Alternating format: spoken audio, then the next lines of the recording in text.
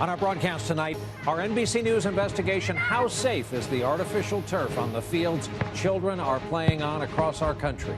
Is there a potential health risk? Tonight, a coach who noticed a terrible coincidence among several soccer players, and what we found that every parent should see.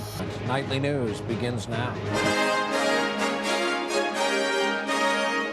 From NBC News World Headquarters in New York, this is NBC Nightly News with Brian Williams. Now we turn to our NBC News investigation. It's something a lot of parents and athletes are going to want to see. It's about artificial turf on the soccer fields and football fields that so many children play on all across our country. And the concern here, could the material used as a kind of granular synthetic dirt between the pieces of artificial grass be harmful? It starts with a soccer coach who noticed something about two of her players who developed cancer, and she learned of other young athletes with similar stories. NBC's Stephanie Gosk has been investigating this story for months, and tonight has our exclusive report. Let's join together. For nearly 30 years, soccer has been Amy Griffin's profession and passion. I love the highs and lows of sports. There's not many jobs where you feel the ecstasy of victory and the agony of defeat. But there was one low the University of Washington coach didn't see coming. Nose over toes. Two of her goalkeepers diagnosed with non-Hodgkin's lymphoma. A terrible coincidence, she thought, until taking one of her sick players for chemotherapy. The nurse said, "Don't tell me you guys are goalkeepers. That is so crazy. You're like the fourth goalkeeper I've hooked up this week." Griffin remembered a conversation with her player that now haunts her. She said, "I just have a feeling that it has something to do with those black dots." This is the stuff everybody's talking about. Soccer and football players alike are very familiar with them.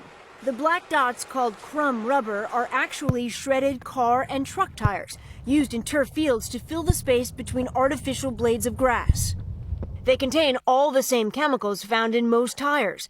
The International Agency for Cancer Research labels 4 carcinogens, while adding that at low levels of exposure, they are considered safe. On a soccer field, goalkeepers, more than any other player, roll around on the turf every practice. You don't eat tires, yet we were. We, as goalies or players, you'd get it in your mouth and you wouldn't think about it. Jordan Swarthout started playing goalie on turf when she was 12 years old. Some weeks in high school practicing as many as 20 hours on crumb rubber. At age 21, Swarthout was diagnosed with Hodgkin's lymphoma. Today, she is in remission. I don't want anyone else to have to go through this. The former goalie is on Griffin's list, names the coach continues to gather of soccer players who have developed different types of cancer. 38 altogether, 34 of them are goalkeepers. Annika Jibovic, 18 years old. Emma Loney, 15. Austin Everett died at the age of 25 from non-Hodgkin's lymphoma. A list is not scientific proof. There is no research directly linking crumb rubber exposure to cancer. Many of them are blood or lymph-related cancers, but there are others in there too. What I would say is that in general, it's very difficult to study the relationship between an environmental exposure and cancer.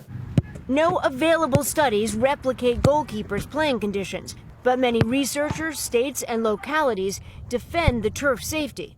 Davis Lee has a PhD in chemistry and sits on the Synthetic Turf Council board. There's certainly a preponderance of evidence to this point that says it in fact is safe.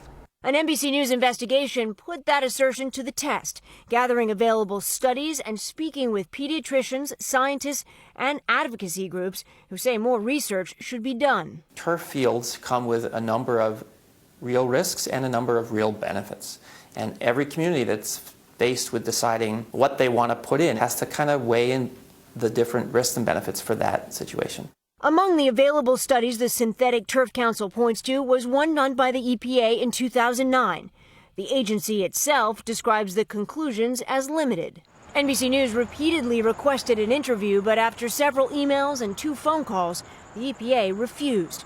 In a statement, a spokesperson says the use of crumb rubber remains a state and local decision, and more testing needs to be done. Well, if more research needs to be done, why are we allowing our children to play on this surface? Sure. Well, more research can always be done. I mean, the question is whether or not the synthetic turf is safe. We've got 14 studies on our website that says we can find no negative health effects. Pro athletes and school kids alike are playing on more than 5,000 crumb rubber fields around the country, and the fields have already stirred some controversy.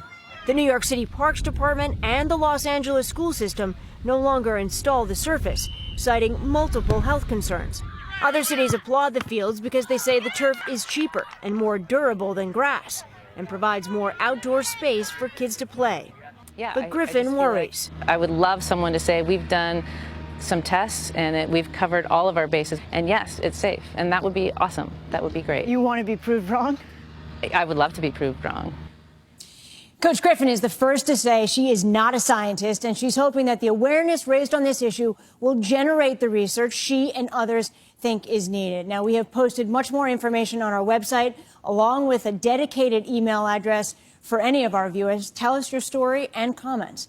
Brian? Stephanie Gosk, with the result of our months-long investigation. Stephanie, thanks.